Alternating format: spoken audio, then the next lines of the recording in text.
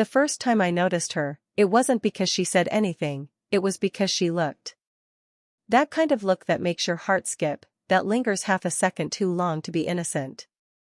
Her name was Elena, and she worked in the same art studio where I'd just joined as an intern. The room smelled like turpentine and dreams, paintbrushes scattered across tables, sunlight filtering through tall glass windows. She was older than me by a few years, confident, calm, and frustratingly composed. Her hair was dark and wild, tied back loosely, and every time she leaned over a canvas, I caught my breath. She'd glance at me sometimes while teaching others, a quick flash of those honey-brown eyes, filled with a quiet mischief. I told myself I was imagining it. I was straight. Or at least, that's what I thought. One afternoon, while everyone left early, I stayed back to finish a sketch. Elena was there too. The air between us was different, quiet but alive, like the moment before rain. She walked up behind me, her voice soft. "You draw like someone who's in love," she whispered. I laughed nervously. "I'm not," I lied. She smiled knowingly, her breath brushing my ear. "Not yet," she said, before walking away. That night, I couldn't sleep. I replayed her words, her tone, that look. Something had shifted, and I knew it.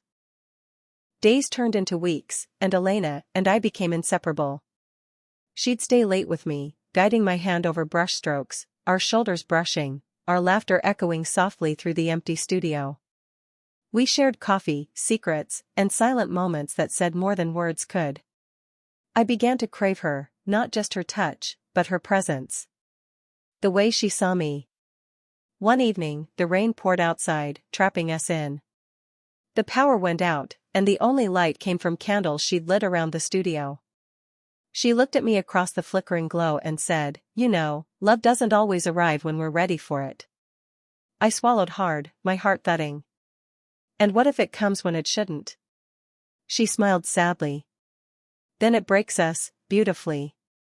The storm raged, thunder shaking the windows, and before I could think, I moved closer. Her fingers brushed mine, slow and deliberate. My breath caught. The air between us was electric.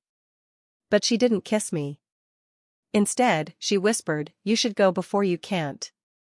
And I did. But I thought about her every night after, her touch, her voice, her restraint. The kind of restraint that burns more than surrender ever could. It was almost 3 months later when everything unraveled. I walked into the studio one morning and saw Elena with someone, another woman. She was laughing, her hand resting casually on the woman's arm. It shouldn't have hurt, but it did. I felt something in my chest crack quietly. That evening, when the studio emptied, I finally asked, "Who was she?" Elena looked up from her canvas. "Someone I used to love," she said softly. "Someone who came back too late." I wanted to ask if I reminded her of that person, but I was too afraid of the answer. So I said instead, "Do you ever think about us?" She turned, her eyes dark and honest. "Every day. But you're young, Maya. You deserve to fall in love without the weight of my regrets." I stepped closer, my voice trembling. "Maybe I already have." For a long moment, we just stood there, her breathing uneven, mine racing. Then she kissed me, gently at first, like testing a memory. It wasn't perfect or planned, it was desperate, trembling, real. Her lips were soft, tasting faintly of coffee and paint, and when she pulled away, her eyes were wet. "You shouldn't love me," she whispered. "Because I already know how this ends." We tried to keep it secret, the touches, the late-night talks, the way her hand found mine under the table. For weeks, I lived in that quiet, stolen happiness. But love that begins in shadows rarely survives the light. One night, I found her sitting alone, staring at a half-finished painting, a portrait of me. "You painted me," I said, my throat tight. She nodded. "Because I wanted to remember you. Even when I can't have you." That's when she told me, she was leaving. A job offer abroad, a new life. Something she couldn't refuse. I begged her to stay, tears blurring everything. "You can't just go," I said. Not after this. She reached out, brushing my cheek. I loved you before I even admitted it to myself. But sometimes, love arrives too soon, or too late. And we can't always rewrite the timing. The night before she left, we held each other, quiet, breathless, memorizing every detail. No promises. Just the truth of two souls who met at the wrong time.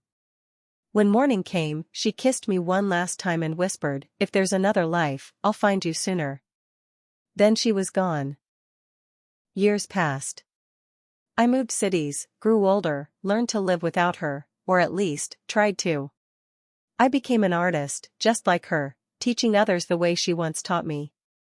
But every painting I made carried a trace of her, her light, her warmth, her ghost. One day, I received a letter with no return address. Inside was a small sketch, my face, smiling, drawn in the same soft lines I used to watch her make. On the back, she'd written, "I saw your exhibition in Paris. You've become everything I hoped you'd be. I still love you. Always did." I sat there for hours, holding the paper, tears staining the ink.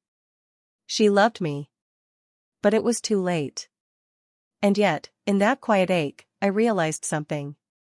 Love doesn't always need to stay to be real. Sometimes, it just needs to be remembered. So I hung her sketch in my studio, next to my newest piece, two women painted in the glow of a fading sunset, reaching for each other but just out of touch. The title? She loved me. But it was too late.